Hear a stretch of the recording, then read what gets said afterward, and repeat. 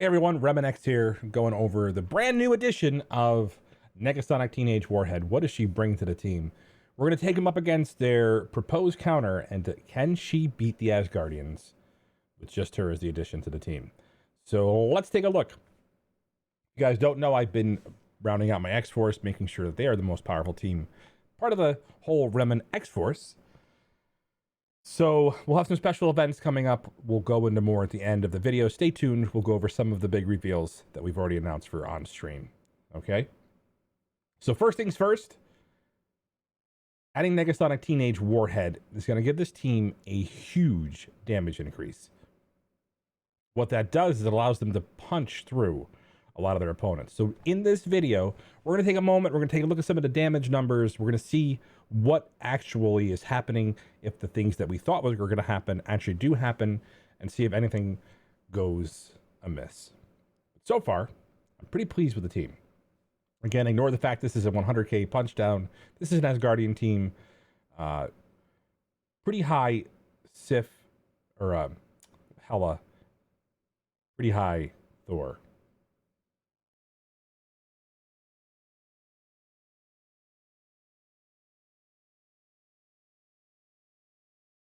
So as we're loading in, we're taking a look at what they have here. So they spawn in with defense up.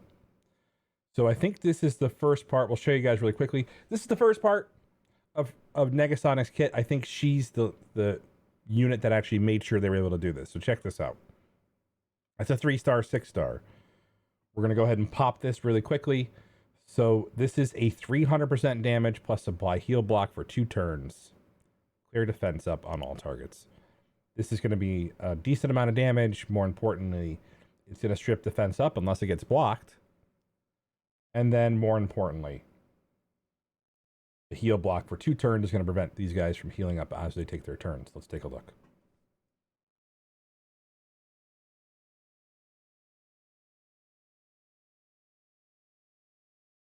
And then we'll see if this clears. And then right there, we could see what we thought might happen with the bonus to flex on spawn. A pretty significant amount of damage. But she does get that block off. And she's not your primary target in all this. That's not a big deal, unless for some reason you don't stick the disrupt that's coming up next. All right. So there we go. Next step here is going to be the ult from Domino. This ult from Domino is going to apply disrupt to the primary target, and that hits. Let's take a look, see the damage. Looks like the disrupt hit. Remember the way that it's worded. There we go.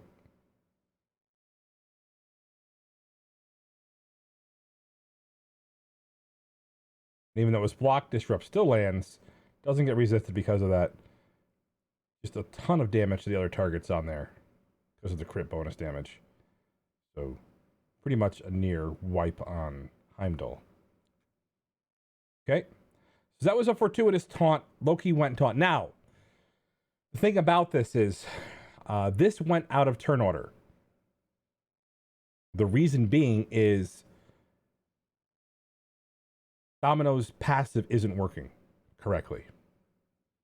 So Domino is supposed to reduce the enemy team speed bar by 5%, which should give them the edge here.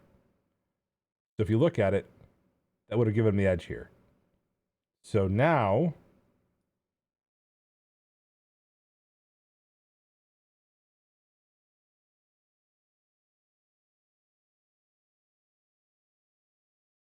every turn she's getting her speed up, and now he taunts. There we go. And unfortunately, she's gonna die, but fortunately, it was him. She did a significant amount of damage, spread that defense down, and now we have Deadpool's ult. Now, the only reason why I chose Hela here was to bounce between the max number of targets. I probably could have done something different on Loki, potentially killing Loki, but we skipped that. We went for damage to see the actual effects on turn.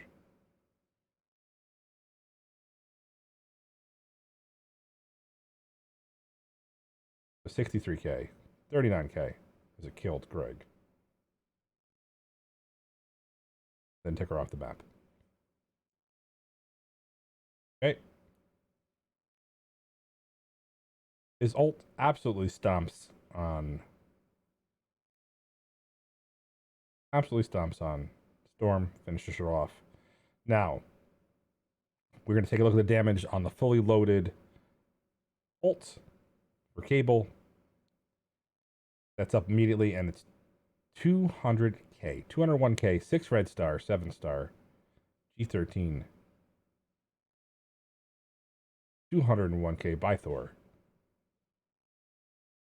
Now the team is already in pieces here. Okay, the speed bar fill with the death comes up, and we have the ult for Deadpool.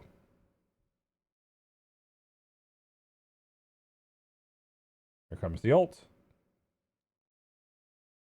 And 137k without any offense up. We're going to check out her special here. My favorite part of this video. She absolutely just takes Loki, knocks him out of this world. Ragdoll physics.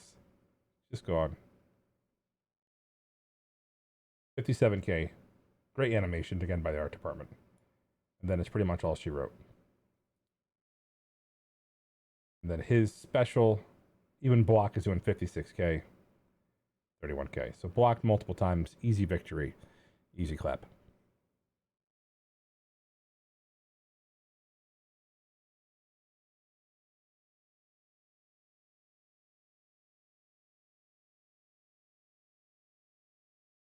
All right, taking a look at the Xforce.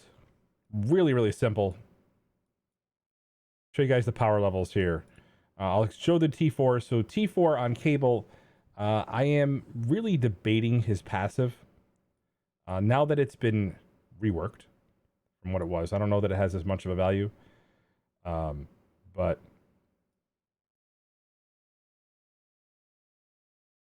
we have the Psychic Surge maxed. We have everything maxed because this was one of my first 6 red star, and I did it so you didn't have to. I don't recommend all of these. Maybe the special. Clearing debuffs is always a very positive thing. This is especially if you're using them outside of the team. Next, we have Deadpool. I didn't do any on Deadpool. I'm debating the passive for the always ability, generate ability energy. I don't think it's a high priority. The one that I think is the highest priority is the passive for Domino. My concern is that you're not going to use Fire in the Hole that often. Unless they figure out how to make that speed work and work effectively, you're not going to get a chance to do what it was supposed to do, which is that in that unit of time when Loki does his defense down and taunt, that you're able to take all the debuffs, throw them onto Deadpool, and then do the damage to the enemy team. So I think that this isn't a high priority because I don't feel like it's working in the turn order it needed to work in. That being said, Negasonic actually I think has probably one of the best passives on the team. And the thing about it is this takes an extra plus 20% damage on war offense. So this gives them the extra oomph to punch through. Obviously, that's pretty good. And then we'll look at her special. And then clear all positive effects from each target for primary and adjacent. This is if you're trying to get through like a stealth character. This is going to be huge to make sure it does clear. It probably will be the way that they can potentially counter Black Order. We're going to have to see that coming in a few weeks when we face a fully armed and operational Black Order when the team is complete. So that's it. This is the Xforce, guys. I'm psyched. I think they're doing what they're supposed to do. I think that X23 is probably the featured unit on this team. And even without her, they're just dominating their opponents. Give me some feedback, guys. So just really quickly, we talked earlier about what's going to happen here on Twitch. So when X23 goes live, we're going to take her all the way up.